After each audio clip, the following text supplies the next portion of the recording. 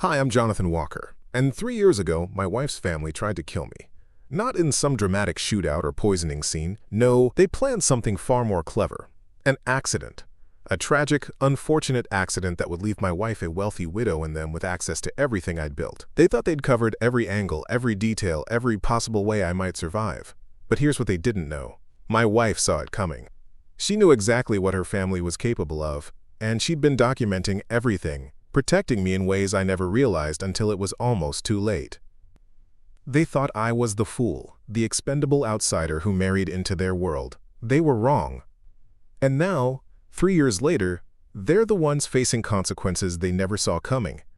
You'll want to hear this, because what they did, and how my wife saved me, is something you won't believe until you hear every detail. Before we jump back in, tell us where you're tuning in from, and if this story touches you, make sure you're subscribed, because tomorrow, I've saved something extra special for you. The envelope arrived on a Tuesday morning, plain white, no return address. My name typed across the front in courier font like something from a detective novel. Inside, a single photograph and a handwritten note that made my blood run cold. I stood in my kitchen, coffee growing cold on the counter, staring at that image. It was me, 3 years ago, standing next to my truck at Holloway Peak Trail. The same trail where I'd nearly died. The same spot where everything had fallen apart and somehow come together all at once. The note read, "We know what she did. Time to talk." I should explain who I am and how I ended up here, holding evidence of a murder plot that never quite succeeded. My name is Jonathan Walker, and I'm a software engineer, the boring kind who builds database systems for medical companies. Nothing glamorous, nothing dangerous, just code and spreadsheets and the occasional conference call that could have been an email. I met my wife, Olivia Smith, 6 years ago at a charity fundraiser in Portland. She was elegant, sharp-witted, and came from old money, the kind of family that owned vineyards and had buildings named after them at the local university. Her family never liked me. That much was clear from the start. Her father, Richard Smith, made his fortune in commercial real estate. Her mother, Patricia, came from a line of attorneys and judges. Her brother, Ethan, ran the family's investment portfolio. They were the kind of people who summered in the Hamptons and wintered in Aspen, who spoke in quiet voices about property values and legacy planning. I was the guy who wore khakis to a black tie event and didn't know which fork to use at dinner. But Olivia loved me, or at least I thought she did. We got married despite her family's protests, a small ceremony at a bed and breakfast in Cannon Beach. They attended, stone-faced and silent, making it clear they were there out of obligation rather than joy. Richard gave a toast that was more warning than blessing, something about hoping I understood the responsibilities that came with marrying into their world. 3 years into our marriage, things started to shift. Olivia's grandmother passed away, leaving behind an estate worth somewhere north of $40 million. The will was complex, full of trusts and conditions, but the key detail was this.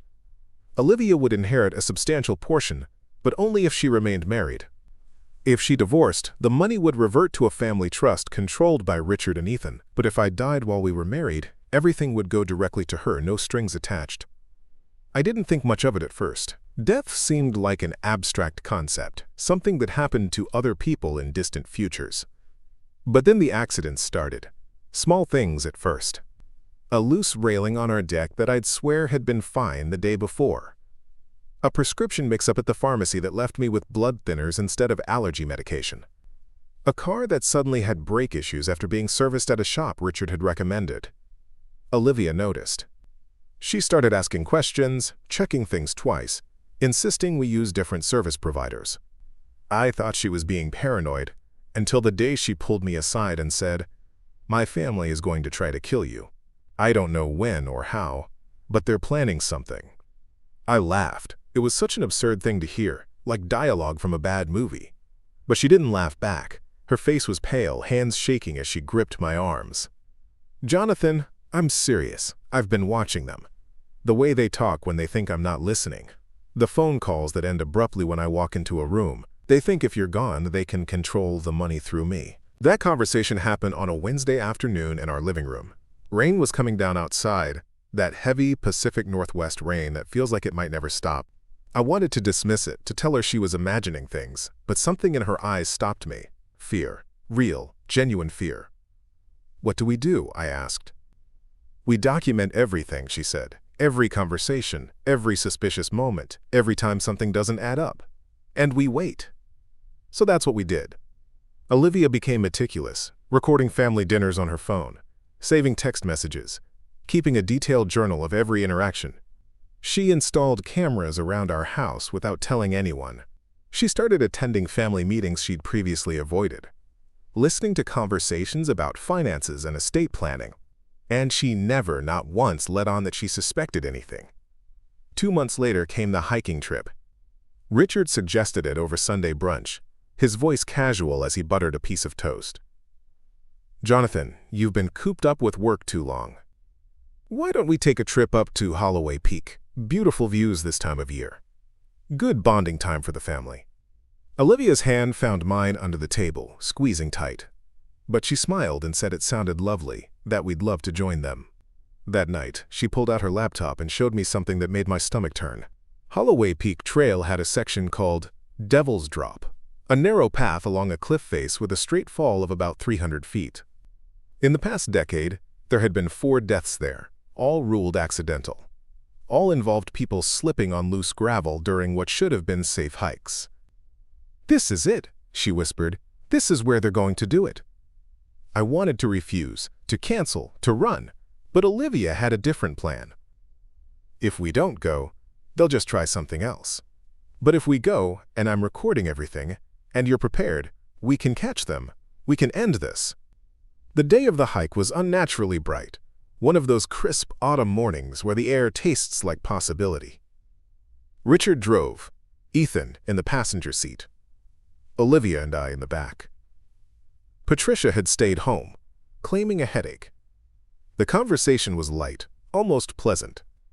Sports, weather, some story about a neighbor's renovation project. Normal family chatter that felt like poison in my mouth because I knew what was coming. We reached the trailhead around 9. The parking lot was nearly empty, just one other car with Washington plates. Richard led the way, setting a pace that was just a bit too fast, making me work to keep up.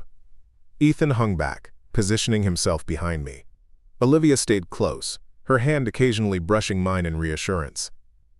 The trail was beautiful in that Pacific Northwest way, all Douglas firs and sword ferns, the smell of pine and damp earth. We climbed steadily, the path narrowing as we gained elevation. After about 90 minutes, we reached Devil's Drop. The trail here was maybe 3 feet wide, with the cliff face on the right and a sheer drop on the left. Safety rope had been installed years ago, but it was frayed and weathered, more psychological comfort than actual protection. Richard stopped, turned to face us with a smile that didn't reach his eyes. "Quite a view, isn't it?" And that's when everything happened at once. Ethan moved closer behind me, his hand reaching out like he was going to clap my shoulder. Richard stepped aside, creating space. The path ahead was clear. Nothing but air and gravity waiting. I felt Ethan's hand make contact, felt the pressure beginning to push, and then Olivia screamed. Not a scream of fear, a scream of rage. She yanked me backward so hard we both tumbled onto the safe side of the trail. Her phone was out, camera pointed directly at Ethan and Richard, their faces frozen in shock. "Got it," she said, voice shaking but clear. "Every second. Every conversation you've had planning this, every accident you staged, all of it." Now, 3 years later, I held that envelope in my kitchen and realized someone knew. Someone understood what Olivia had done, how she'd saved my life and destroyed her family in the process. The photograph was proof that I'd been watched even then, that there were more players in this game than I'd ever realized. My phone rang. "Unknown number," I answered. "Mr. Walker," a woman's voice, professional and cold. "I represent certain interests related to the Smith family estate. I believe we need to meet. There are things about that day at Holloway Peak that you still don't understand, things your wife never told you." "Who is this?"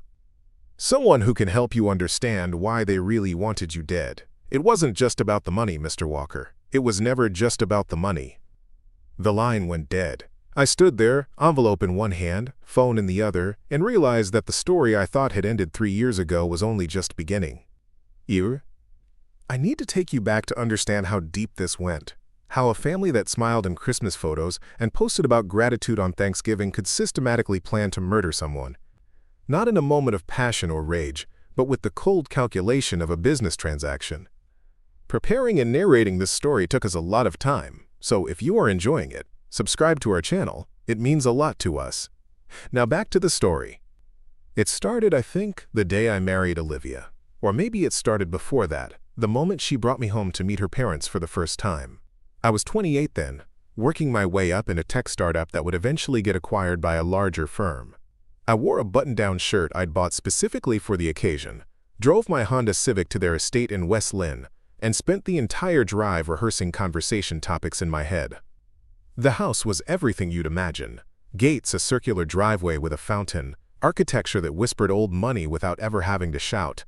Richard met me at the door with a handshake that lasted exactly 2 seconds, firm enough to establish dominance, but not so firm as to seem aggressive. Patricia appeared behind him, her smile pleasant and empty as a stock photograph. Dinner that night was in their formal dining room, the kind of space where the silverware has more pieces than you know what to do with. Richard asked about my background, my family, my education. I told the truth. Community college for 2 years before transferring to Portland State, parents who worked in retail, a childhood that was comfortable but far from privileged. With every answer, I watched their expressions calcify. Ethan, Olivia's younger brother by 3 years, spent most of the dinner on his phone, occasionally glancing up to smirk at something I'd said. He was the golden boy, the one who'd followed the prescribed path, private high school, Yale for undergrad, Wharton for his MBA. He worked for the family business, managing investments with the casual confidence of someone who'd never actually struggled. After dinner, Richard invited me to his study for scotch. The room was exactly what you'd expect. Leather chairs, mahogany desk, walls lined with books that looked expensive but unread. He poured 2 glasses, handed me one, and sat down with the air of a man about to deliver a verdict. "Olivia speaks highly of you," he began. "She says you're intelligent, hard-working, ambitious." I nodded, unsure where this was going. But intelligence and ambition mean nothing without context, without resources, without the right connections, he swirled his scotch. Our family has built something over generations. Wealth, yes, but more importantly, reputation, influence, legacy.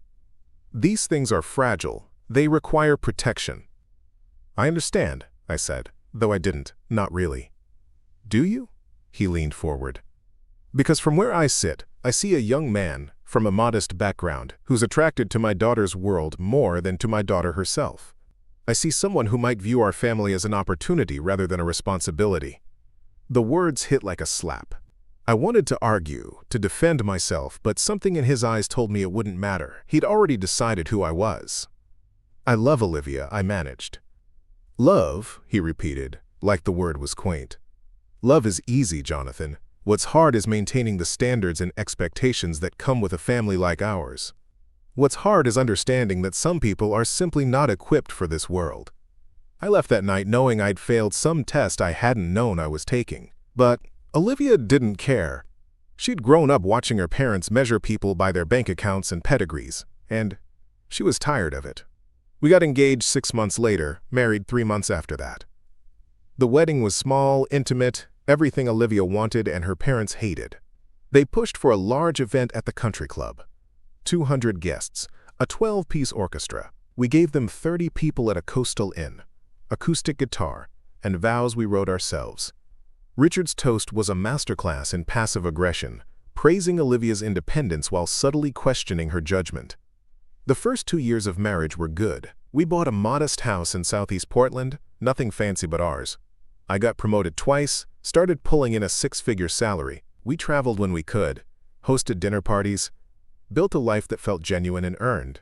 Olivia maintained a relationship with her family, attending Sunday brunches and holiday gatherings, but she kept me largely separate from their world. I thought it was to protect me from their judgment. Later, I'd realize it was to protect me from something far worse. Then came the inheritance. Olivia's grandmother, Margaret, passed away after a brief illness. The funeral was elaborate, full of people who spoke about her generosity and grace. I'd met her only twice, both times briefly. She'd been kind to me in a distant way, the kind of kindness that doesn't cost anything. The will reading happened a week later in a law office downtown, all dark wood and hushed voices. I wasn't invited, which was fine by me, but Olivia came home that evening looking shaken. She poured herself a glass of wine, drank half of it standing at the kitchen counter, then told me about the conditions.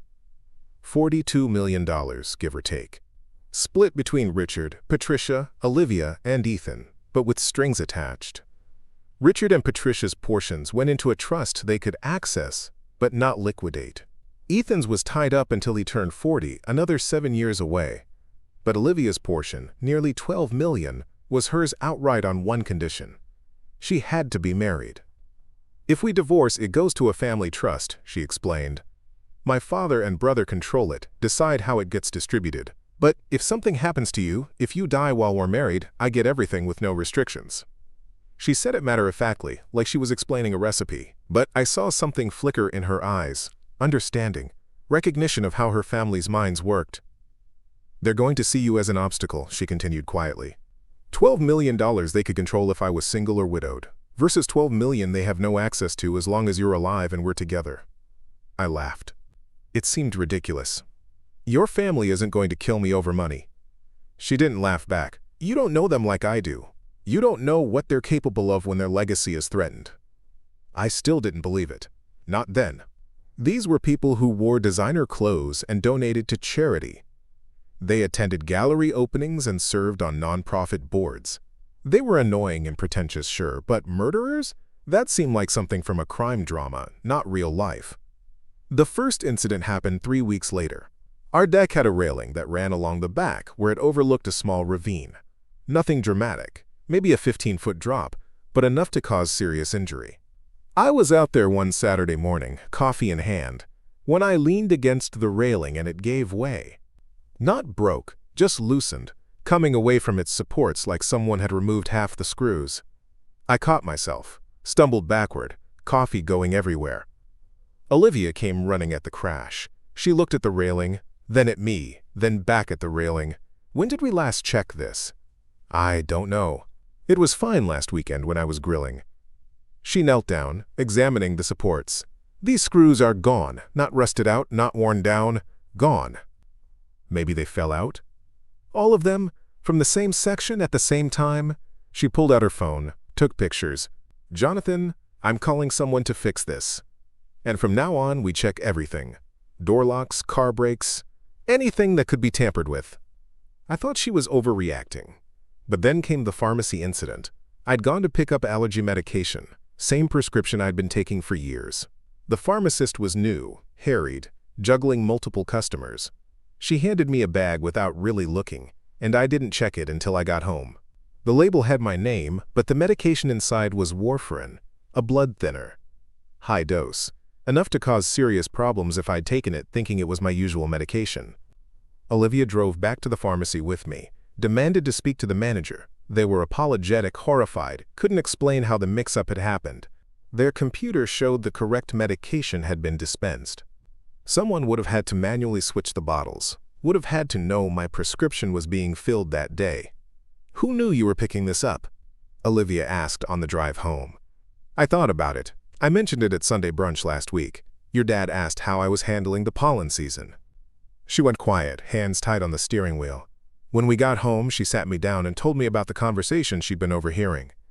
Ethan on the phone talking about solving the problem. Richard discussing long-term solutions with Patricia in voices that went silent when Olivia entered the room. References to the inheritance that always seemed to circle back to my existence as a complication. I need you to take this seriously, she said. I need you to understand that my family sees you as something to be removed, and they're patient enough to make it look like accidents. So I started paying attention. I noticed Richard's questions about my routines, where I went, when I was alone. I noticed Ethan's sudden interest in our home security system, offering to upgrade it for us. I noticed Patricia's suggestions that I take up more dangerous hobbies. Rock climbing, motorcycle riding, activities where accidents were common and rarely questioned. And I noticed Olivia changing. She became hypervigilant, documenting everything, recording conversations, keeping notes on her laptop that she password protected, and backed up to cloud storage I didn't have access to.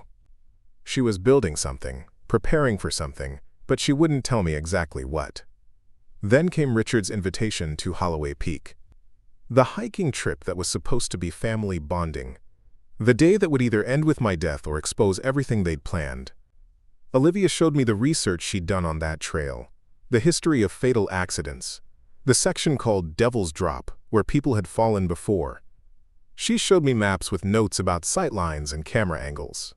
She'd been preparing for this moment, waiting for them to make their move somewhere she could document it. "We go," she said firmly. "We go and we end this, one way or another." The night before the hike, I couldn't sleep. I lay in bed, staring at the ceiling, thinking about the family I'd married into, wondering how I'd ended up here. Olivia held my hand in the darkness. "I won't let them hurt you," she whispered. "I promise." She kept that promise. But now, 3 years later, I was starting to realize there was more to that day than I'd understood. More to my survival than just Olivia's quick thinking and hidden cameras. Someone had been watching. Someone knew details they shouldn't know. And they were reaching out now for reasons I couldn't yet fathom. That photograph in the envelope wasn't taken by Olivia, which meant someone else was there that day, someone else had witnessed everything, and now they wanted to talk. The coffee shop she chose was in a quiet neighborhood in Beaverton, the kind of place that serves pour-overs and has exactly 2 tables outside. I arrived 15 minutes early, positioned myself where I could see the entrance and waited. Old habits from 3 years of being paranoid die hard. She arrived right on time, mid-40s, tailored suit, briefcase that probably cost more than my monthly mortgage. She ordered a black coffee, paid in cash, and sat down across from me, without asking permission. Up close, I could see the calculation in her eyes, the way she assessed me like I was a piece of evidence. "Mr. Walker, thank you for meeting me. You didn't give me much choice. That photograph was pretty compelling." She smiled, thin and professional. "My name is Victoria Thompson. I'm an attorney specializing in estate litigation. I represent someone who has a vested interest in the Smith family's affairs." "Who?" "That's complicated. But first, I need to understand what you know about that day at Holloway Peak. What your wife told you, what you remember, what you've kept to yourself." I leaned back, crossing my arms. "Why would I tell you anything?" "Because there's someone else your in-laws tried to destroy, and unlike you, she wasn't lucky enough to have someone protecting her." Victoria pulled a folder from her briefcase, slid it across the table. "Her name is Hannah Clark. She was married to Ethan Smith for 18 months. She's been trying to expose what they did to her for the past 2 years, but without proof, she's been fighting a losing battle." I opened the folder. Inside were legal documents, medical records, newspaper clippings. A wedding announcement from 4 years ago showing Ethan and a young woman with dark hair and a bright smile. Then hospital admission forms, psychiatric evaluations, a restraining order filed and mysteriously withdrawn. The progression told a story without words. Another outsider who'd married into the family, another problem they'd needed to solve. "What happened to her?" I asked, though I could already guess. "They broke her," Victoria said simply. "Systematically, methodically, the same way they would have broken you if Olivia hadn't intervened. But Hannah didn't have anyone on the inside protecting her. By the time she realized what was happening, they'd already laid the groundwork to have her declared mentally unstable." I read through the documents more carefully. Hannah had been a schoolteacher, 26 when she married Ethan, no family wealth, no connections. The medical records showed a pattern of emergency room visits, a fall downstairs, a car accident, a reaction to medication she claimed she'd never taken. Each incident was documented as accidental or self-inflicted. Each one chipped away at her credibility. Then came the psychiatric holds. 3 of them over 6 months, each initiated by Ethan with supporting statements from Richard and Patricia. Depression, they'd claimed. Dangerous behavior. Risk of self-harm. The evaluations were damning, full of clinical language about paranoid ideation and persecution complexes. By the time Hannah tried to fight back, to tell anyone what was really happening, she'd already been labeled as unreliable. The divorce was quick and brutal.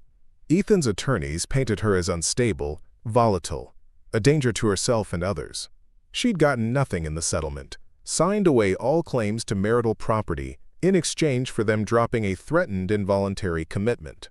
She'd walked away with her life but little else, her reputation destroyed, her career in shambles. She tried to go to the police, Victoria continued. Tried to file reports about what they'd done. But every piece of evidence they'd built against her made her look like a woman with a grudge and a mental health crisis. No one believed her. Until, I prompted, because there had to be more. Until she heard about what happened to you. Not the official story. The sanitized version, where you and your wife had a falling out with her family over financial disagreements. The real story. She has sources, people who worked for the family who saw things but were too afraid to speak up. When she learned that Olivia had actually caught them in the act, had proof of what they'd planned, she started digging deeper.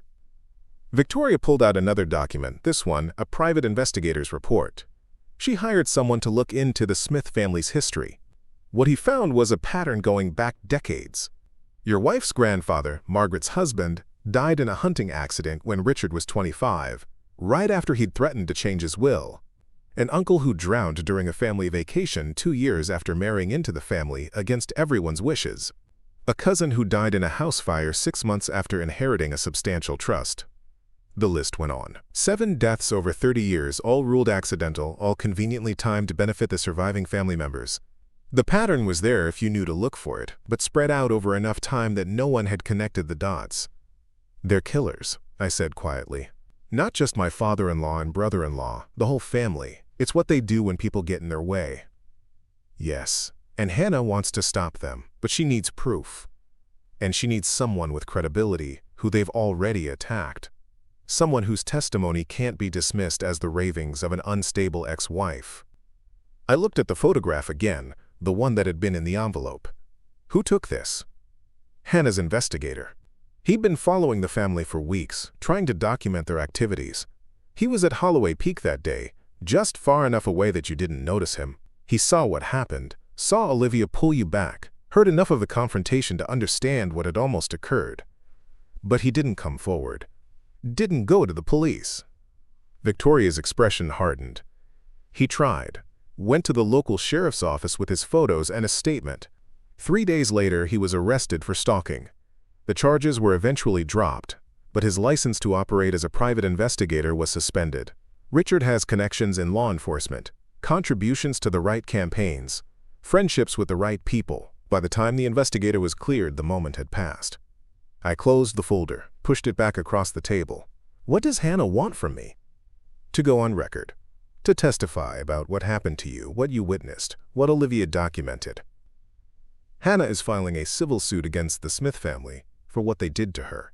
It's a long shot, everyone's told her that, but with your testimony, with evidence that their behavior toward you matches their behavior toward her, we might actually have a case. And if I say no, then they get away with it, again. And the next person who marries into that family, the next obstacle that stands between them and their money, won't be as lucky as you were. I sat there for a long moment, thinking about everything that had happened.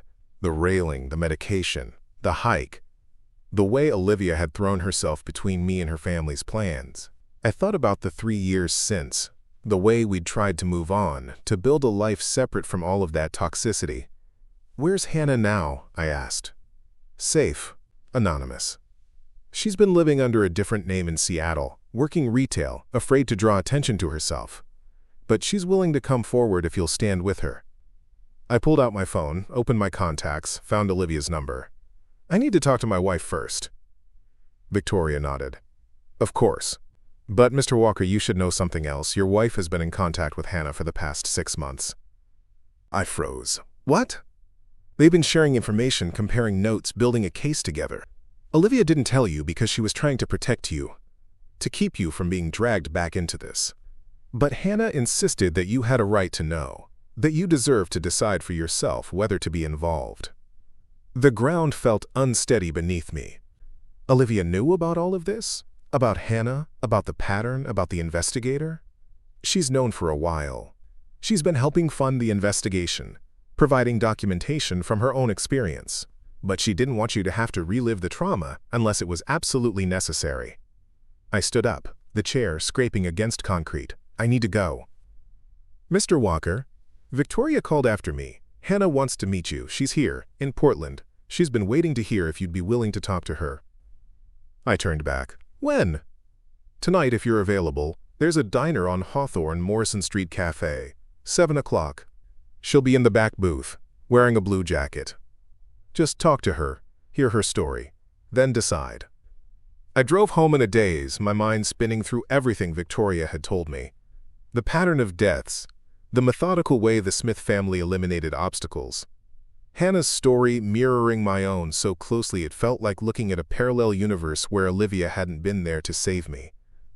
When I got home, Olivia was in the kitchen, making dinner like it was any other Wednesday evening. She looked up when I walked in, saw something in my face that made her put down the knife she'd been using to chop vegetables. What happened? She asked. I met with an attorney today, Victoria Thompson. She represents someone named Hannah Clark. Olivia went very still. She contacted you. You knew she would. You've been working with her for 6 months, and you didn't tell me. Jonathan, I was trying to protect you. From what? From knowing that your family has killed before. That what they tried to do to me was just the latest in a decades-long pattern? That there's another victim out there who's been destroyed by them? And you've been helping her while keeping me in the dark? Olivia sat down heavily at the kitchen table. I didn't know how to tell you. After everything we went through, after finally getting some distance from it all, I didn't want to drag you back into their world. You were healing, moving forward. I couldn't bear to reopen those wounds. I sat down across from her. Hannah wants to meet me, tonight. She wants me to testify in a civil suit against your family. I know, she's been waiting for the right moment to approach you. I told her it should be your choice, that I wouldn't push you either way. But you think I should do it? Olivia reached across the table, took my hand. I think they need to be stopped. I think if we have a chance to expose what they've done to prevent them from doing it to someone else, we have a moral obligation to try. But I also think you've already been through enough, and I won't blame you if you want to walk away. I looked at our joined hands, thinking about the life we'd built together, the house we'd bought, the careers we'd established, the quiet, normal existence we'd fought so hard to achieve. Taking on her family again would mean risking all of that, opening ourselves up to their retaliation, living with the stress and fear that had defined those terrible months before Holloway Peak. But I also thought about Hannah, about a woman who'd survived the same nightmare I had, but without anyone to pull her back from the edge. About the next person who might marry into the Smith family, who might not be as lucky as I was. I'll meet with her, I said finally. I'll hear what she has to say. But I'm not making any promises beyond that. Olivia nodded, tears in her eyes. That's all anyone can ask. At 7 o'clock that evening, I walked into Morrison Street Cafe. The diner was half empty, just a few customers scattered among the booths. I spotted her immediately, sitting in the back corner just like Victoria had said. Blue jacket, dark hair pulled back in a ponytail, hands wrapped around a coffee mug like she was trying to draw warmth from it. She looked up as I approached, and I saw everything in her eyes. The fear, the hope, the exhaustion of fighting a battle everyone told her she couldn't win. She looked like someone who'd been drowning for years and had finally spotted a rescue boat on the horizon. Jonathan, she asked, voice uncertain. Hannah. I slid into the booth across from her. For a moment, neither of us spoke. Then she smiled, sad and knowing. Victoria said you might come. I wasn't sure you would. I almost didn't. But I need to understand what happened to you. I need to know if going through all of this again is worth it. Hannah set down her coffee mug, folded her hands on the table. 3 years ago, Ethan's family tried to have me committed to a psychiatric facility against my will. They almost succeeded. If I tell you why, if I tell you everything they did, will you believe me? I thought about the railing, the medication, the cliff's edge at Holloway Peak. I thought about the cold calculation in Richard's eyes and the casual way they'd planned my murder. Yeah, I said, I'll believe you. And so she began to talk, and with every word, I understood that this was bigger than me, bigger than one attempted murder on a hiking trail. This was about a family that had turned killing into a legacy, passed down through generations like a terrible inheritance. And now, finally, there was a chance to stop them. But only if we were willing to risk everything to do it. Hannah's hands shook as she wrapped them around her coffee mug. The diner hummed with quiet conversation around us, but our corner felt isolated, like we existed in a pocket separate from the normal world. It started small, she began. Little comments about how I dressed, how I talked, suggestions that I wasn't quite fitting in with their social circle. Ethan would laugh it off, say his parents were just old-fashioned, that I shouldn't take it personally. But it got under my skin anyway. I nodded, recognizing the pattern, the same subtle erosion of confidence I'd experienced. Then came the accidents. I tripped on stairs that I swear had been clear moments before. My brakes failed after the car had been serviced at a shop Richard recommended. Food poisoning from a family dinner that somehow only affected me. Each time they were so concerned, so attentive. Patricia would hold my hand in the hospital and talk about how worried they were, how fragile I seemed. Her voice cracked slightly. That's when I started to break down. Not because of what they were doing, but because I couldn't prove any of it. Every time I tried to explain to Ethan that something felt wrong, he'd look at me with this expression of concern mixed with doubt, like he wanted to believe me but couldn't quite manage it. The psychiatric holds, I said quietly. How did those start? Hannah's jaw tightened. I had a panic attack at a family gathering. Completely understandable given everything that had been happening, but they treated it like a mental break. Richard called 911, told them I was a danger to myself. The paramedics arrived, and suddenly I'm being evaluated by a crisis counselor who's hearing about all these incidents, the falls, the accidents, the paranoia about my in-laws. On paper, it looked like I was unraveling. She pulled out her phone, scrolled through photos until she found what she was looking for. A medical chart, dates and times documenting 3 separate 72-hour psychiatric holds over a 6-month period. Each time, Ethan was the one who initiated it. Each time, Richard and Patricia provided supporting statements about my behavior, my instability, my need for help, and each time, I was released after the mandatory hold period because the doctors couldn't find anything actually wrong with me. But the records remained, the pattern of someone who was clearly struggling. They were building a case, I said, understanding now how calculated it had been, making you look unreliable so that if you ever tried to expose them, no one would believe you. Exactly. By the time I realized what was happening, it was too late. I filed for divorce, tried to fight back, but Ethan's attorneys buried me.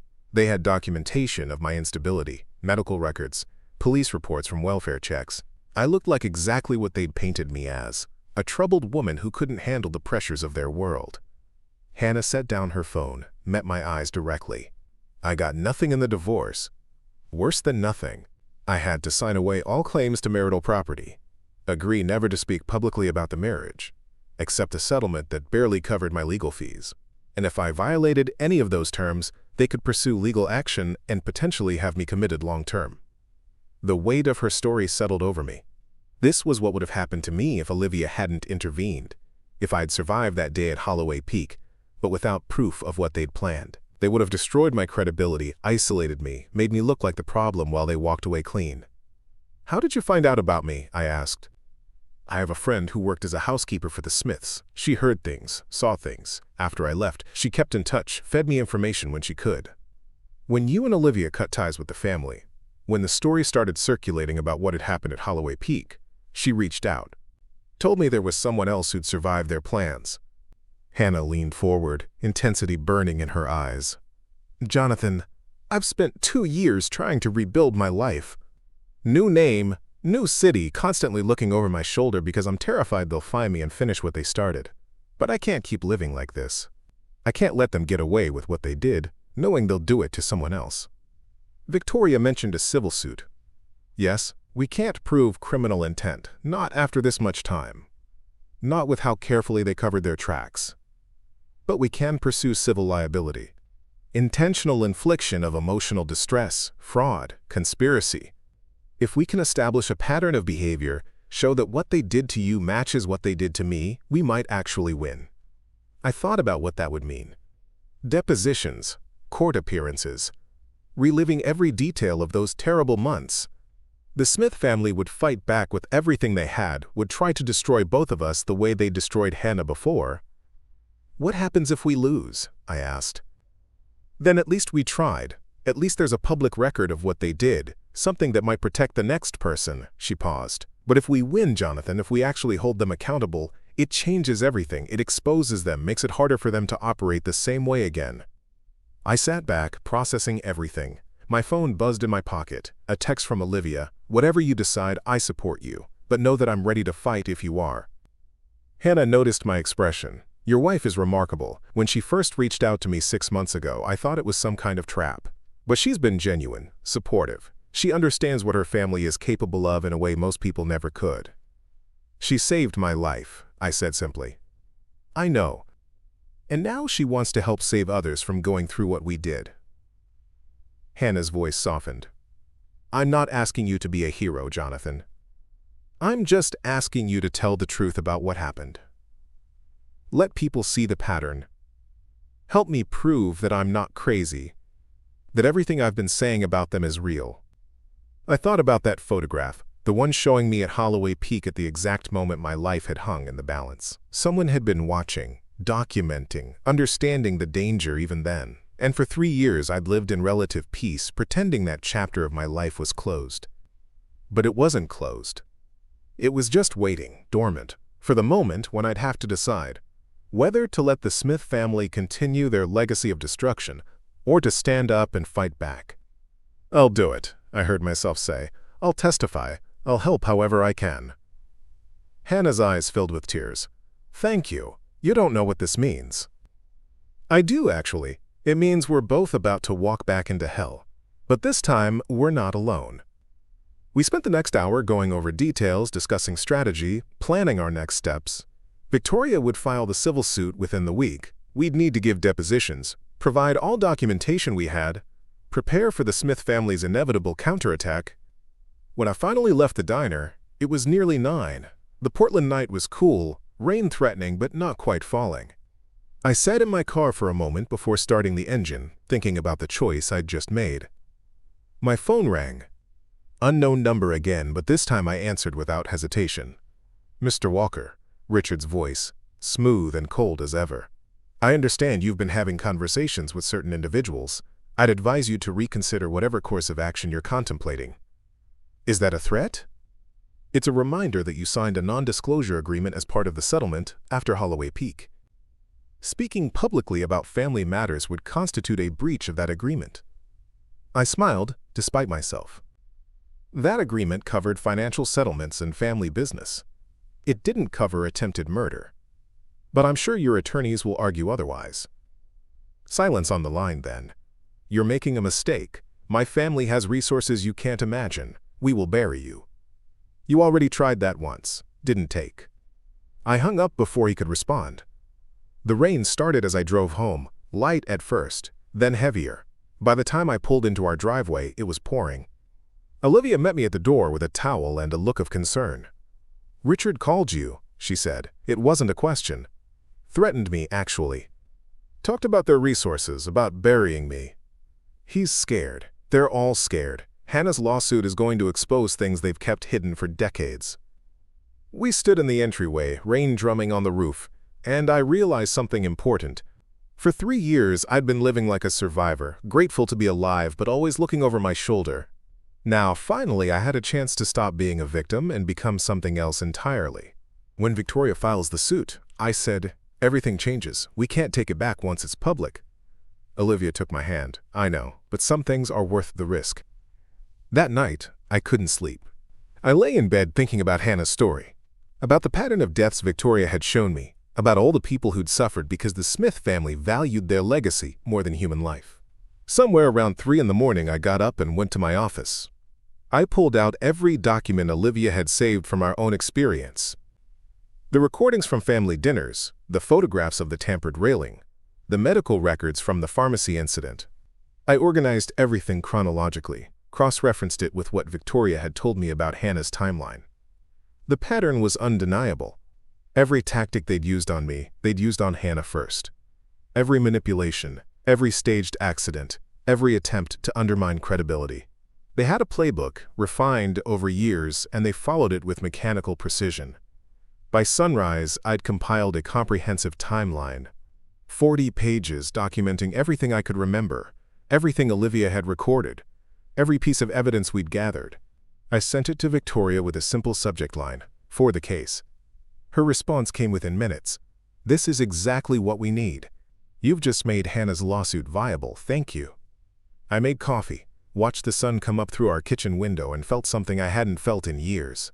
Not peace exactly, but purpose. A sense that the hell I'd been through might actually mean something if it helped stop the Smith family from destroying anyone else. Olivia found me there an hour later, coffee cold in my hand, staring at nothing. "No regrets?" she asked. "Plenty of regrets, but none about this." She kissed the top of my head. "Then let's finish what we started at Holloway Peak. Let's make sure they never get the chance to do this again." Victoria filed the lawsuit on a Thursday morning. By Thursday afternoon, my phone started ringing with calls from numbers I didn't recognize. I let them all go to voicemail. By Thursday evening, the Smith family's response began in earnest. It started with a letter delivered by courier to our home. Thick envelope, law firm letterhead, the kind of professional menace that comes wrapped in expensive paper. Inside, a cease and desist demanding I retract all statements made in support of Hannah's lawsuit, claiming defamation and breach of contract. They gave me 48 hours to comply before they'd pursue legal action. I forwarded it to Victoria without comment. Her response was brief: "Ignore it. Empty threats designed to scare you into silence." But the Smith family wasn't done. The next morning, I woke to find my car's tires slashed. All 4 of them. Clean cuts that couldn't be accidental. No cameras had caught whoever did it. Our security system mysteriously offline for a 2-hour window during the night. "They're escalating," Olivia said, staring at the damage, "trying to intimidate us." "It's working," I admitted. The old fear was creeping back, that sense of being watched, being hunted. We filed a police report, though we both knew it wouldn't lead anywhere. The officer who took our statement was professional but skeptical, clearly wondering what we'd done to deserve such targeted harassment. When I mentioned the Smith family, his expression shifted slightly. Recognition, maybe, or wariness. "I'll file the report," he said carefully. "But without witnesses or camera footage, there's not much we can pursue." After he left, I called Victoria. "They're trying to scare us off before the case even gets to court." Expected, Richard Smith has connections throughout the city. He's going to use every resource he has to make your life difficult. The question is whether you can hold out long enough for us to get to depositions. "And if I can't?" "Then Hannah loses her only credible witness and the case falls apart." A pause. "Jonathan, I know this is hard. But we're so close to getting them on record, under oath, forced to answer questions they've avoided for years. If you can just hold out a little longer, we can expose everything." That weekend, things got worse. My employer received an anonymous tip that I'd been involved in financial impropriety, something about embezzlement and falsified expense reports. It was completely fabricated, but it was enough to trigger an internal investigation. I was placed on administrative leave pending the outcome. My access to company systems suspended, my reputation suddenly under scrutiny. "They're trying to destroy your credibility," Olivia said, fury in her voice. "Same thing they did to Hannah. Make you look unstable, untrustworthy, so that when you testify, the jury will doubt everything you say." I sat at our kitchen table, head in my hands, feeling the walls closing in. 3 years of rebuilding, of establishing myself in my career, of creating a life separate from the Smith family's toxicity, and now it was all unraveling because I dared to stand up to them. "Maybe I should withdraw," I said quietly. "Let Hannah find another way." "There is no other way. You're the only other person who survived their plans with proof of what they did." Olivia knelt beside my chair, took my hands. "I know this is terrible. I know it feels like they're winning. But that's what they want you to think. They want you to give up, to disappear back into silence." My phone buzzed. A text from Hannah. "I heard about your job. I'm so sorry. If you need to step back, I understand. You've already sacrificed enough." I stared at the message for a long time. Hannah, who'd lost everything to the Smith family, who'd spent years hiding and rebuilding, was giving me permission to walk away. But something in her words made me realize something important. She'd been alone when they came for her. She'd had no one to stand with her, no one to validate her experience, no one to help carry the weight of fighting back. I typed a response: "I'm not stepping back. They can take my job, slash my tires, try to ruin my reputation. But they can't make me lie about what happened. I'm seeing this through." Her reply came quickly. "Thank you, you have no idea what that means to me." But I did. I understood exactly what it meant, because I remembered what it felt like to be alone against them. To wonder if I was crazy or overreacting or imagining threats that weren't real. Having someone else who understood, who'd been through the same nightmare, made all the difference. The company investigation took 2 weeks. 2 weeks of interviews, document reviews, forensic accounting analysis. In the end, they found nothing, because there was nothing to find. But the damage was done. My colleagues looked at me differently now, wondering if there was truth behind the accusations. My manager, while apologizing for the investigation, suggested it might be best if I considered other opportunities. I was effectively being pushed out, not fired, but made so uncomfortable that leaving seemed like the only option. It was a masterclass in professional assassination, and I had no doubt Richard's connections had orchestrated every detail. Sue them, Victoria suggested when I told her what had happened. Add it to the civil case, show the pattern of retaliation. That'll just drag things out longer, give the Smith family more time to come after us. Then document everything. Every threat, every incident, every attempt at intimidation. It all goes to establishing their character, their willingness to destroy anyone who challenges them. So that's what we did. Olivia and I started keeping a detailed log of everything that happened, the hang-up calls at odd hours, the social media accounts that suddenly started posting lies about me, the old friends who stopped returning messages after clearly being contacted by someone in the Smith family's orbit. It was exhausting, demoralizing, a constant reminder that we were at war with people who had far more resources than we did. But we kept going because the alternative was letting them win. 3 weeks after the lawsuit was filed, we got our first victory. The judge denied the Smith family's motion to dismiss, ruling that Hannah's claims had sufficient merit to proceed to discovery. It was a small win, but it meant we'd survived their initial attempt to kill the case before it began. Victoria called with the news, her voice cautiously optimistic.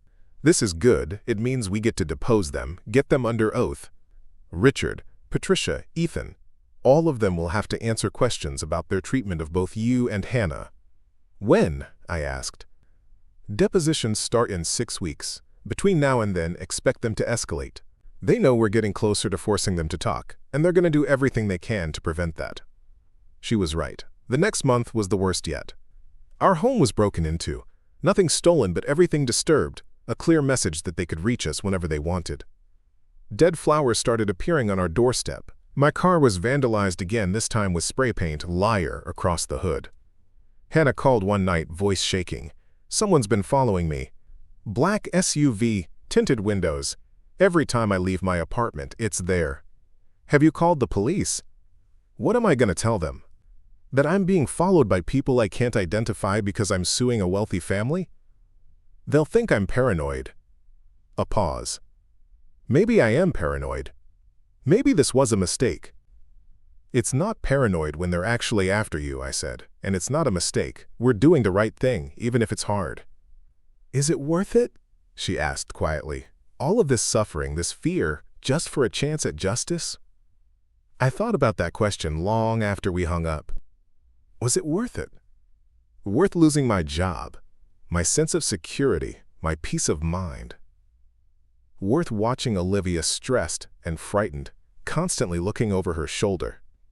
But then I thought about the pattern Victoria had shown me. 7 deaths over 30 years. 7 people who'd stood in the Smith family's way and paid with their lives. 7 families destroyed by accidents that were anything but accidental. If we stopped now, there would be an 8th victim eventually. Another person who married into the family, or inherited wealth, or somehow became inconvenient. And they would die, and everyone would call it an accident, and the Smith family would continue their legacy of destruction. Yes, I said aloud to the empty room. It's worth it. The night before depositions were scheduled to begin, I received one final warning. An envelope slipped under our door, no postage, hand-delivered. Inside, a single photograph, me and Olivia at a restaurant the previous week, unaware we were being watched. On the back, a message in neat handwriting, last chance to walk away. I showed it to Olivia. She looked at it for a long moment, then tore it in half. Let them watch, she said. Let them threaten. Tomorrow they have to sit in a room and answer questions under oath. Tomorrow we start taking back control. I held her close, both of us scared, but determined. The Smith family had tried to kill me once and failed. They'd destroyed Hannah and thought she'd stay silent. They'd spent decades believing they were untouchable. Tomorrow, we'd start proving them wrong. The depositions took place in a conference room on the 14th floor of a downtown office building, all glass and steel and sterile corporate neutrality. Richard arrived first, flanked by 3 attorneys in matching Navy suits. He looked older than I remembered, lines deeper around his eyes, but that cold confidence remained intact. He didn't acknowledge me. When he walked in, didn't even glance in my direction. Just settled into his chair like he was attending a routine board meeting, not answering questions about attempted murder. Victoria sat across from him, professional and composed. Hannah and I watched from an adjoining room via video feed, not allowed in the deposition itself, but able to see everything that happened. "State your full name for the record," Victoria began. "Richard Harrison Smith. And your relationship to the plaintiff, Hannah Clark?" "Former father-in-law. My son Ethan was married to Ms. Clark for approximately 18 months. Victoria pulled out a document, slid it across the table. "This is a psychiatric evaluation report dated March 15th, 3 years ago. You initiated the evaluation that led to Ms. Clark being placed on a 72-hour hold. Can you explain why?" Richard's attorney leaned forward. "My client was acting out of concern for Ms. Clark's well-being." "I'm asking Mr. Smith to explain in his own words." Victoria kept her eyes on Richard. "Why did you feel it necessary to have your daughter-in-law involuntarily committed?" Richard straightened his tie, that familiar gesture I'd seen 100 times when he was preparing to lie. Hannah was exhibiting concerning behavior. Paranoid delusions, claims that family members were trying to harm her, erratic emotional responses. As someone who cared about her welfare, I felt professional evaluation was appropriate. "Paranoid delusions," Victoria repeated, "such as..." She claimed we were tampering with her medication, that we'd sabotaged her car, that we were plotting against her in some elaborate conspiracy. He said it all with perfect calm, like he was describing someone else's unfortunate mental illness. Beside me, Hannah's hands clenched into fists. I could see tears forming in her eyes, the frustration of hearing her truth reframed as delusion. Victoria continued, methodical and relentless. "Were you aware that similar accusations had been made by another family member's spouse? Jonathan Walker? Married to your daughter Olivia?" Richard's expression didn't change. "I'm aware Mr. Walker has made various claims. I'm also aware he and my daughter are estranged from the family due to their own issues." "Issues such as?" "Financial disagreements, personality conflicts. The usual family drama that gets blown out of proportion." "Would it surprise you to know that Mr. Walker has documentation of incidents that mirror exactly what happened to Miss Clark? Tampered railings, medication mix-ups, a hiking trip where he claims you and your son attempted to cause his death?" Richard's attorney intervened. "Objection. This deposition is about Ms. Clark's claims, not unrelated accusations from a different party." Victoria smiled thinly. "They're only unrelated if we assume there's no pattern. But we'll come back to that." She pulled out another document. "This is a police report from 7 years ago. Your brother-in-law, Thomas Bennett, filed a complaint claiming someone had cut his brake lines. The investigation was dropped after he withdrew the complaint. Can you tell me about that?" For the first time, Richard's composure cracked slightly. "I have no knowledge of that incident. Thomas Bennett died 3 months later in a car accident, brake failure. Tragic, yes, but I don't see the relevance." Victoria leaned forward. "The relevance, Mr. Smith, is that there's a documented pattern of people in your family's orbit experiencing suspicious accidents, making accusations of foul play, and then either dying or being discredited. Miss Clark survived, but barely. Mr. Walker survived because your daughter intervened. How many others weren't so lucky?" Richard's lead attorney stood. "This is harassment. My client came here in good faith to address specific claims, not to be subjected to conspiracy theories." "Then let's stick to specifics," Victoria said calmly. "Mr. Smith, did you ever discuss with your son the financial implications of Ms. Clark's marriage? Specifically how her presence might affect family estate planning?" "We discussed estate matters, yes, as any responsible family would." Did those discussions include speculation about what would happen if the marriage ended? General planning scenarios, nothing sinister. What about discussions of what would happen if Miss Clark died while married to your son? Silence. Richard's jaw tightened. I don't recall such discussions. You don't recall, or they didn't happen? I don't recall. The deposition continued for 6 hours. Victoria systematically walked through every incident Hannah had documented, every medical record, every witness statement. Richard deflected, denied, reframed. His attorneys objected to half the questions. But the pattern was there, undeniable to anyone actually paying attention. When it finally ended, Richard left without a word, his attorneys hustling him out like they were escaping a crime scene. Victoria emerged, looking exhausted but satisfied. That went well, she told us. He's rattled, made several statements that contradict his previous positions. We can use that. What happens now? Hannah asked. Now we depose Ethan, then Patricia. Build the full picture, then we go public. Public? I repeated. Victoria nodded. The depositions are sealed. But we can release a statement about the case, about what we're alleging. Media attention puts pressure on them, makes it harder for them to operate in the shadows. But it also means you'll both be exposed to public scrutiny. Hannah and I exchanged glances. We'd talked about this possibility, but the reality felt different. Once the story went public, there would be no taking it back, no quiet settlement, no private resolution. Do it, Hannah said firmly. I'm done hiding. The statement went out 2 days later. Victoria had crafted it carefully, outlining the basic allegations without revealing specific evidence. Within hours, local news outlets picked it up. By evening, it was trending on social media. Wealthy family accused of systematic abuse and potential murder plots, the headlines read. News vans appeared outside our house, reporters calling for comment. The Smith family's attorneys released their own statement, calling the allegations baseless and defamatory, painting Hannah as a troubled individual seeking attention. But then something unexpected happened. Other people started coming forward. A former household employee who'd witnessed Richard berating Hannah, documenting her emotional state deteriorating under constant criticism. A mechanic who remembered being asked to perform work on Hannah's car, then being told to keep quiet about what he'd found, brake lines that looked deliberately damaged. Most significantly, a cousin of the Smith family reached out through Victoria. She had information about her own father's death 20 years ago, another convenient accident that had benefited Richard financially. She'd never spoken up before because she'd been young and scared, but seeing Hannah's courage gave her strength to finally tell the truth. The public response was overwhelming. Supportive messages flooded social media, people sharing their own stories of family abuse and manipulation. Advocacy groups for domestic violence survivors reached out, offering support. Journalists started digging into the Smith family's history, uncovering other suspicious deaths, other people who'd crossed them and suffered consequences. But the backlash was equally intense. Richard's connections mobilized, planting stories that questioned our credibility. Anonymous accounts attacked Hannah online, called her a liar and a gold digger.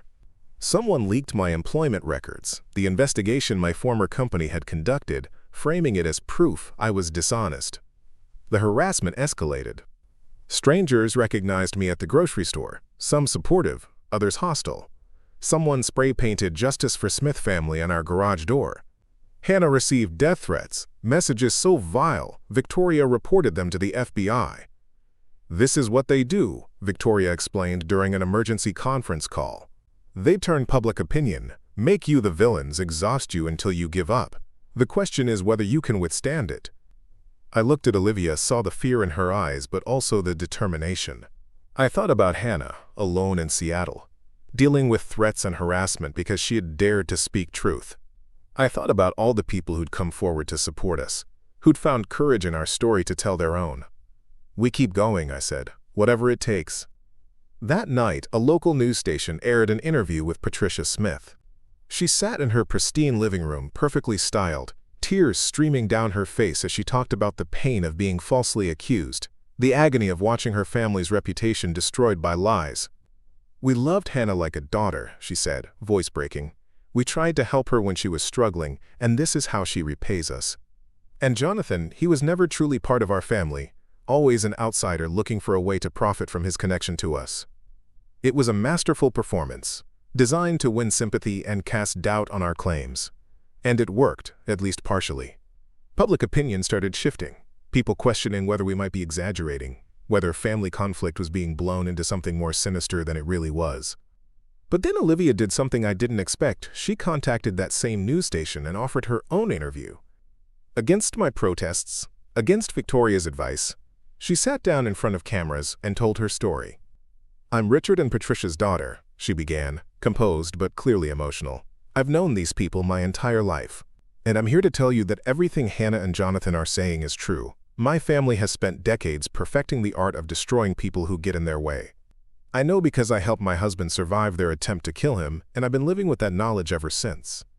She detailed everything.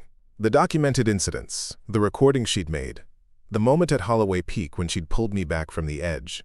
She showed photographs, played audio clips of family conversations that revealed their calculations. "This isn't about money or revenge," she concluded. "This is about stopping a pattern of abuse that's gone on far too long. My family believes they're above consequences, that wealth and connections make them untouchable. Hannah and Jonathan are proving them wrong, and I'm standing with them, no matter what it costs me." The interview went viral immediately. Millions of views within 24 hours, news outlets across the country picking it up. Olivia's willingness to testify against her own family, to sacrifice her inheritance and relationships for truth, changed the narrative completely. Suddenly we weren't opportunistic outsiders anymore. We were survivors with credible evidence, backed by someone with nothing to gain and everything to lose. The tide of public opinion shifted back in our favor, pressure mounting on the Smith family to respond with more than just denials. But Olivia paid for that interview. Her parents disowned her publicly, released a statement calling her troubled and manipulated. Her trust fund was frozen, her access to family resources cut off completely. Friends she'd known since childhood stopped speaking to her. I found her crying in our bedroom that night, the weight of what she'd sacrificed finally hitting her. "I'm sorry," I said, holding her. "You shouldn't have had to do that." "Yes, I should have," she said through tears. "I should have done it years ago. Maybe if I had, Hannah wouldn't have suffered. Maybe others could have been saved." "You did the right thing." "I know, but that doesn't make it hurt less." We held each other in the darkness, two people who'd lost almost everything in the fight for truth and justice. But we still had each other, still had Hannah fighting alongside us, still had the growing number of people who believed us and supported us. This Smith family had money and power and connections, but we had something they'd never understood. The strength that comes from solidarity, from people standing together against oppression. And that, I was beginning to believe, might just be enough. The formal trial date was set for 6 weeks out. 6 weeks to prepare, to gather every piece of evidence, to rehearse testimony until the words felt like breathing. Victoria transformed into a different person during this phase, methodical and relentless, working 16-hour days to build an airtight case. "Discovery gave us gold," she said during one of our strategy sessions, spreading documents across her conference table. Emails between Richard and Ethan discussing the Hannah problem and finding solutions. Bank records showing payments to the mechanic who worked on her car, then a larger payment 2 weeks later with a memo reading discretion fee. Text messages between Patricia and Richard about Jonathan being temporary and needing to accelerate the timeline. Hannah leaned forward, studying the documents with intensity. "They were that careless? That blatant?" "Arrogance," Victoria replied. "They never thought anyone would actually challenge them, so they didn't bother hiding their tracks as carefully as they should have. Wealthy families often make that mistake. They believe their money insulates them from consequences." But the Smith family wasn't going down without a fight. Their legal team, led by a senior partner named Gerald Hutchins, who specialized in high-stakes defense litigation, filed motion after motion attempting to suppress evidence, exclude witnesses, delay proceedings. Every document we wanted to introduce, they challenged. Every witness we planned to call, they tried to discredit in advance. "They're bleeding us," I observed during one particularly frustrating session where we'd spent 3 hours responding to their latest filing. "Running up legal costs, hoping we'll run out of money before we get to trial." Victoria nodded grimly. "Standard strategy for wealthy defendants. But Hannah's case has attracted pro bono support from several advocacy organizations. We have resources they didn't anticipate. Still, the pressure was immense. My savings were depleting rapidly despite the pro bono help, covering living expenses while I remained unemployed. Olivia had taken a job at a non-profit significantly less than she'd made before, but it kept us afloat.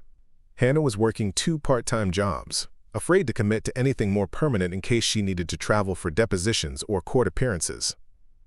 The Smith family continued their campaign of intimidation. Private investigators followed us constantly now, documenting our movements, trying to catch us in compromising situations. Someone leaked Hannah's therapy records from years ago, attempting to prove she'd been unstable long before marrying Ethan. The records showed nothing damaging, just normal counseling sessions, but the violation itself was traumatic. "How did they get those?" Hannah asked, voice shaking when she called me after seeing them published on a gossip website. "Those are supposed to be confidential." "Money buys access," I said bitterly, "and they have plenty of both." But then we caught a break. The cousin who'd initially reached out, Catherine Walsh, came forward with more than just testimony. She'd kept her father's personal journals, decades of entries documenting his growing fear of Richard, his suspicions that business dealings weren't legitimate, his plans to expose financial irregularities in the family company. The final entry, dated 3 days before his fatal car accident, read, "Richard knows I'm planning to talk to federal investigators. He called today, voice friendly but with an edge I recognized. The same tone he used before Uncle Thomas died. I'm being careful, varying my routes, checking my car, but I can't shake the feeling that I'm running out of time." Victoria practically vibrated with energy when Catherine showed us the journals. "This is it. This establishes consciousness of guilt, pattern of behavior, premeditation. Combined with what we have on Hannah and Jonathan, this shows a multi-decade conspiracy." We added Catherine as a witness, much to the Smith family's fury. Their attorneys filed an emergency motion to exclude the journals, claiming they were hearsay and prejudicial. The judge took 2 days to rule, finally deciding the journals were admissible as state-of-mind evidence, showing the deceased's fear and the defendant's alleged threats.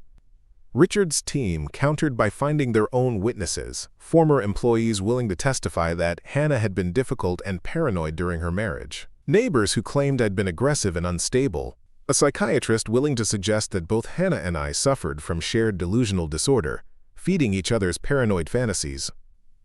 "They're building a narrative," Victoria explained, "trying to paint you both as mentally unstable people who've convinced each other of an elaborate conspiracy that doesn't exist. We need to be prepared for them to attack your credibility, your mental health, your motivations."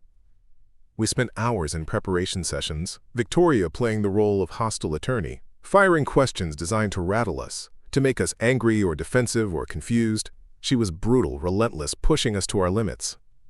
"Why should the jury believe you when you've admitted to financial struggles? Isn't it convenient that you're suing a wealthy family just when you need money? How do we know you and Miss Clark didn't coordinate these stories, invent a pattern that doesn't exist? You claim to have feared for your life, yet you continued attending family gatherings. Isn't that inconsistent with genuine fear?" After particularly grueling sessions, Hannah and I would sit in Victoria's waiting room, exhausted and demoralized. "Is this worth it?" she asked one evening, the question I'd heard before but with a different weight now. "Even if we win, what do we actually get?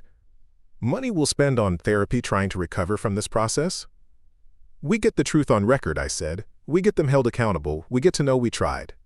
"That's very noble, but I'm tired, Jonathan. I'm so damn tired of fighting." I understood that exhaustion intimately. Every morning I woke up feeling like I'd already run a marathon. Every interaction, every document review, every strategy session drained something essential.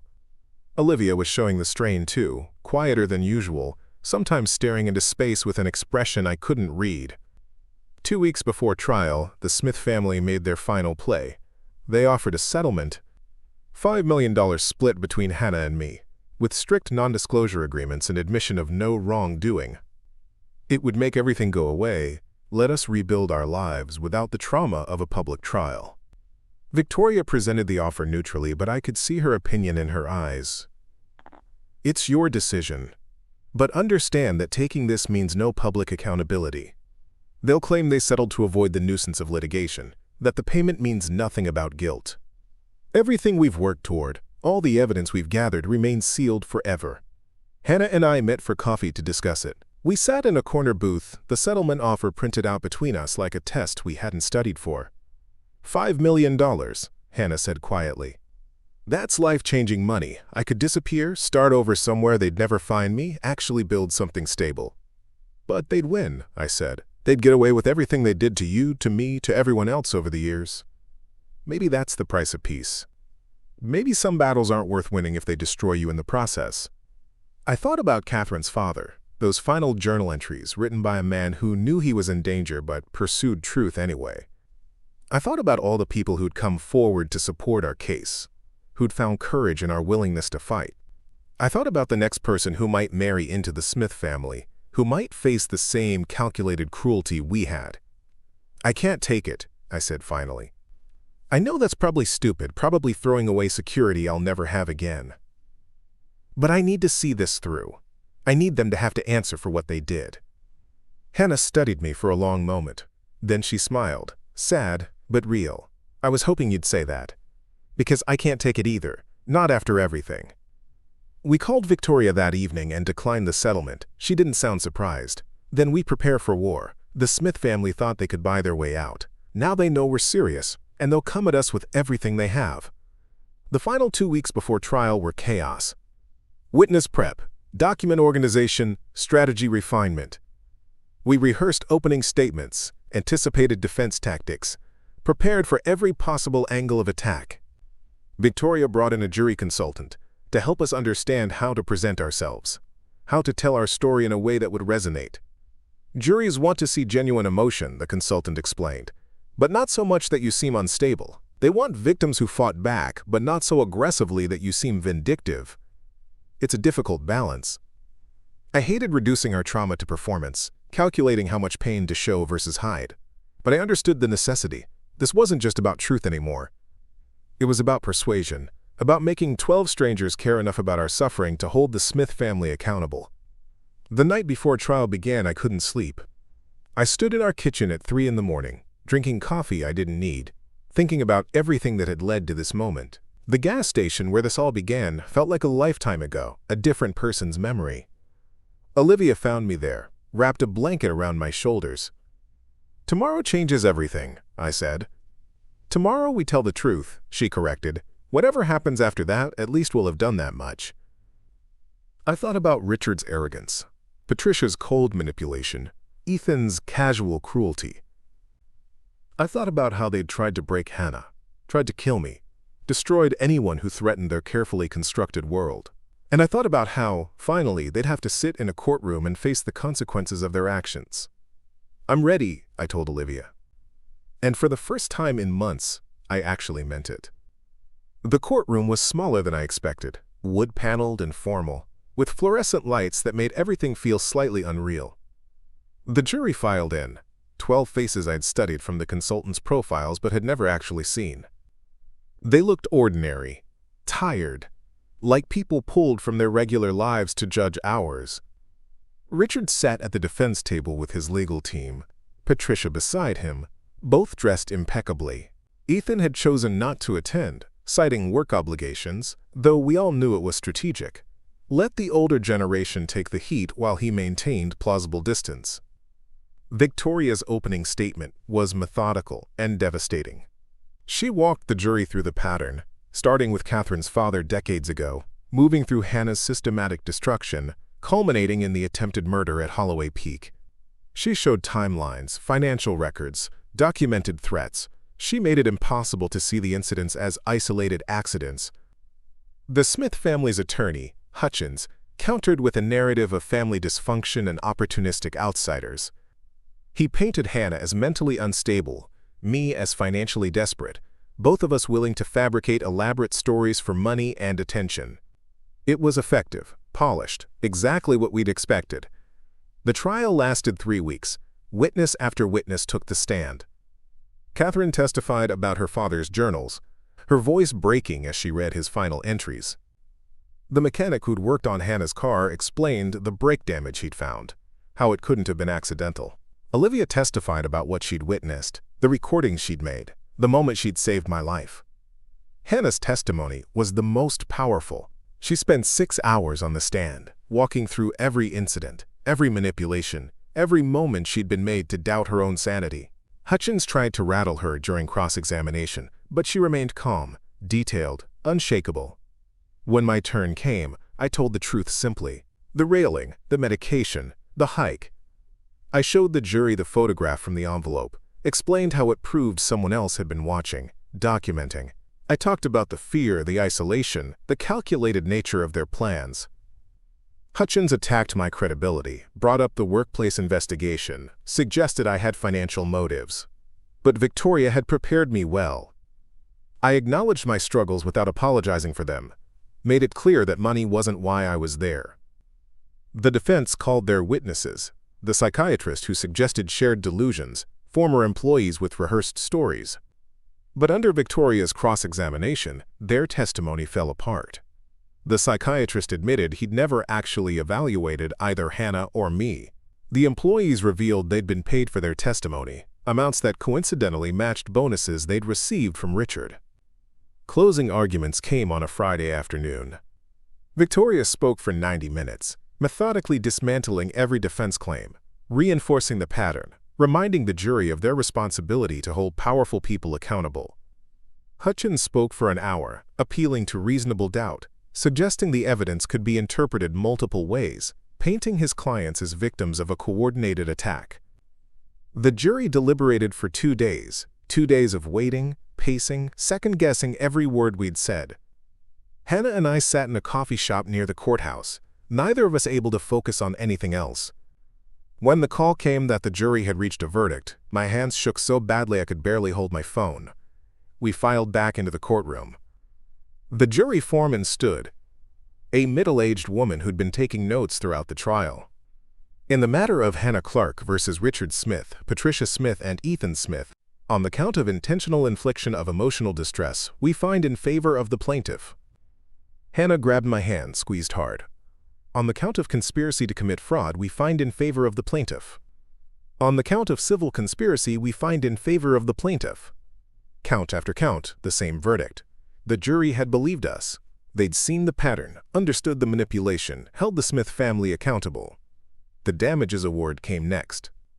$23 million, split between compensatory and punitive damages. An amount designed not just to make Hannah whole, but to punish the defendants for their calculated cruelty. Richard's face remained impassive, but I saw Patricia's hands trembling. Their world of untouchable privilege had finally collided with consequences. Outside the courthouse, reporters swarmed us. Hannah gave a brief statement, her voice steady and clear. This was never about money. It was about stopping a family that believed they could destroy anyone who got in their way. Today, a jury said no more. Today, accountability won. That evening, the three of us sat in Victoria's office, exhausted and overwhelmed.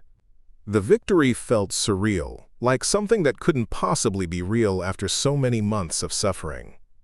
They'll appeal, Victoria warned. This isn't over. Let them, Hannah said. The truth is on record now. That's what matters. Weeks later, I received a package.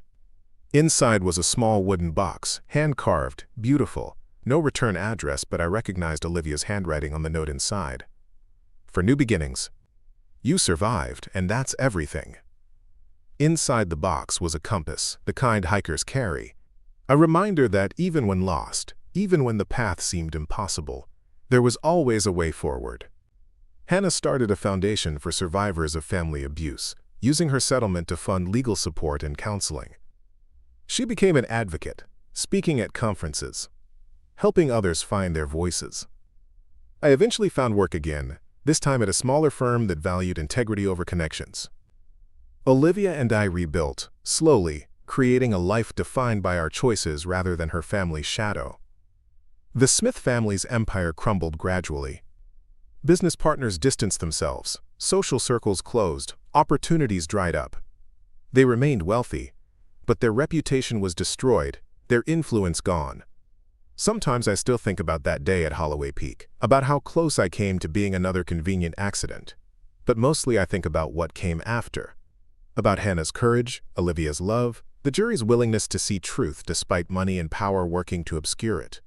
We didn't just survive, we fought back, we won. And that made all the difference. Up next, you've got 2 more standout stories right on your screen. If this one hit the mark, you won't want to pass these up. Just click and check them out. And don't forget to subscribe and turn on the notification bell so you don't miss any upload from us.